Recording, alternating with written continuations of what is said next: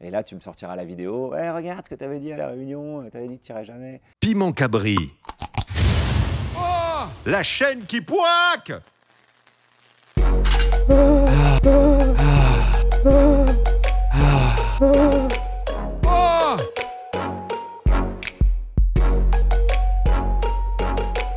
Je suis né le 14 juin 1981. C'était un dimanche, jour d'élection législative. La gauche revenait au pouvoir en France. Voilà. Et je suis né à Chenôve, banlieue de Dijon, en Bourgogne. Je n'en ai pas la moindre idée. Pourquoi? Parce que j'ai jamais habité à Chenôve. C'est juste que mes parents habitaient un petit bled à côté et que la clinique la plus proche, c'était là. Ah ben, je pense faire rire mes potes, ou faire rire la classe, ou faire tourner en bourrique les profs. Le foot, j'étais supporter de l'OM parce que c'était les années 90, 91, 92, 93, l'Olympique de Marseille. Voilà, donc je regardais les matchs et tout chez des potes. Ouais, ça m'a pas mal passé de temps. Ouais. Puis c'était l'époque où le foot, il était clean, il n'y avait pas de magouille. C'était Bernard Tapie.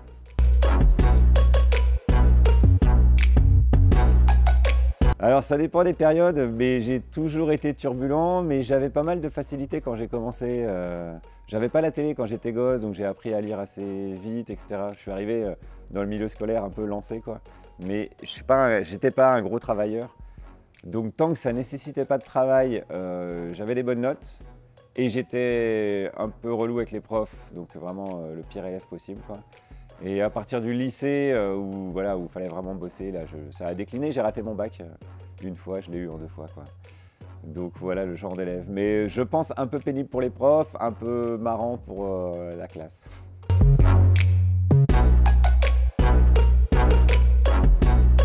Mais oui, non mais oui. Et c'est intéressant parce que quand tu commences j'allais dire un nouveau spectacle, mais là c'était mon premier spectacle, tu arrives dans le milieu du one-man show, tu sais, tu as toujours le truc où tu te dis « Ah, je vais avoir l'idée que les autres n'ont pas eu, je vais révolutionner ». Tu sais, tu arrives un peu plein d'orgueil, quoi. Et la réalité, elle te dit « Non !» Tu vas bosser tes trucs, tu vas reprendre tout de la base. Et vraiment, j'étais très content de ce titre parce que le spectacle racontait l'histoire d'un spectacle qui s'annulait. Donc il y avait un truc un peu mis en abîme. Mais sur une affiche, les gens, ils voyaient juste « annulé » marqué en gros. Et du coup, ils venaient pas.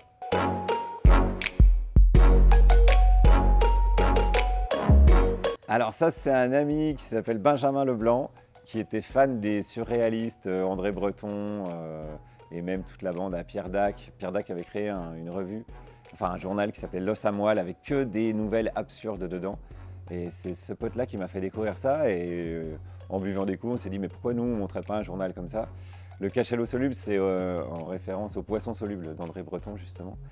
Et on s'est bien marré, alors on le vendait à la sauvette à la fin de nos spectacles, mais ça marchait pas mal, on en a fait 6 ou 7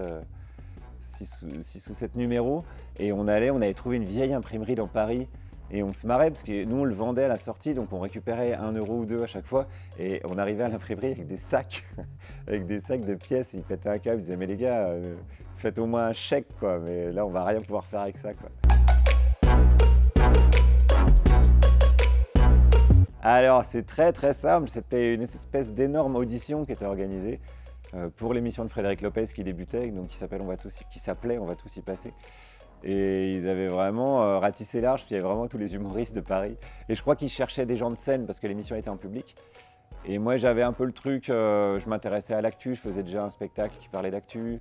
Et ça, France Inter, ils aiment bien, il y a toujours une tradition comme ça sur cette radio. Donc j'avais un peu le profil, et puis on a fait une audition justement avec Alex Vizorek et Pierre-Emmanuel Barré qui sont mes 2 grands potes, et on a un peu mis le bordel à l'audition d'ailleurs, et on a su après que c'était un peu pour ça qu'on avait été pris, parce qu'on avait un peu mis l'ambiance et que finalement c'est ça qu'ils cherchaient aussi. Non, pas du tout. Non. Il y a même un pote qui m'a dit tu t'es fait un ego trip. Et non, c'était pas du tout un rêve de gosse d'avoir un groupe de rock. C'était juste l'occasion. J'avais trouvé l'idée rigolote. Il y a le rock chrétien, je me suis dit tiens, pourquoi on ferait pas le rock macroniste? Mais c'est venu vraiment d'une discussion, d'une blague comme ça. Puis après, avec un pote, on a écrit une chanson. J'ai un copain qui est guitariste, vraiment très bon niveau. Et il a dit vas-y, je te compose la mélodie. Et puis après on avait une chanson, puis après 2, 3, puis on s'est dit on va faire un spectacle. Ça part plutôt d'une grosse déconnade.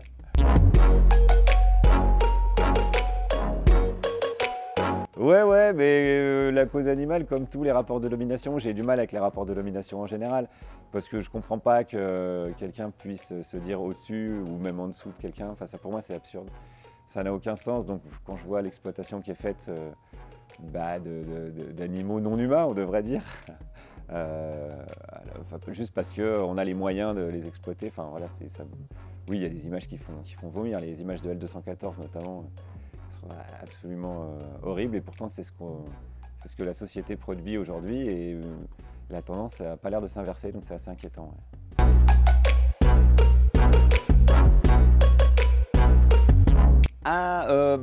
Alors ça c'est une idée d'éditrice, c'est Flammarion, Valérie Dumège qui a eu cette idée de cahier de vacances parodique. Elle a demandé à Charline et moi et c'est en accord avec Charline, on s'est dit bah tiens ça serait intéressant de refiler nos droits d'auteur pour que les gamins ils puissent aller en vacances. C'est pour ça qu'on l'a fait avec le Secours Populaire, parce qu'ils emmènent des gosses en vacances, voir la mer et tout. Et voilà, donc c'est l'occasion de nous amuser, d'amuser les gens et puis de permettre à des gosses de s'évader un peu. Donc ça nous a bien plu.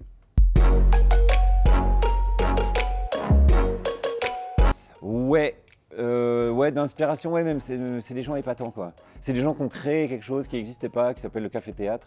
Ils ont créé ça, pareil, en ayant une idée, en se disant on en a marre d'attendre que les gens nous appellent, on en a marre de faire les tours des cabarets, jouer 5 minutes dans les petites salles, on va créer notre théâtre et on va faire ce qu'on veut dedans.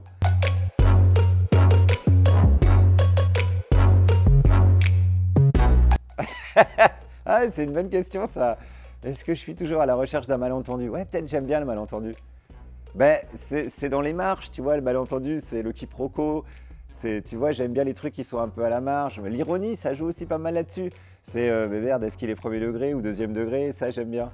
Donc là, sur le spectacle, il y a des gens qui me disent, mais attends, mais tu te présentes vraiment? Ben, je laisse le doute. Je dis, je sais pas. En plus, si je disais non et que j'ai 500 signatures, qu'est-ce que je fais? Je suis obligé d'y aller, tu vois. Et là, tu me sortiras la vidéo. Ouais, regarde ce que tu avais dit à la réunion, tu avais dit que tu n'irais jamais. Donc, je laisse volontairement le doute. Et c'est vrai que j'aime bien ce petit climat, ce malentendu.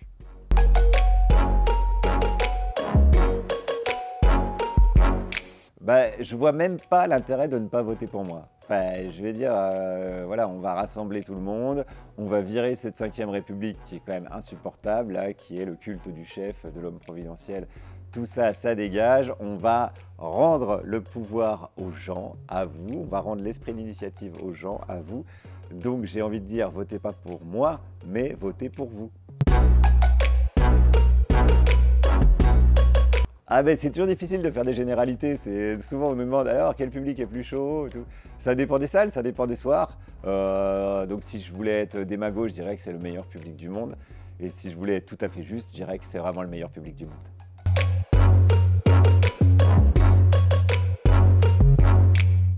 Qu'est-ce qu'on y trouve? Il faut cliquer, si tu n'y as pas droit, c'est que tu as moins de 18 ans et tu cliques j'ai moins de 18 ans, c'est tout.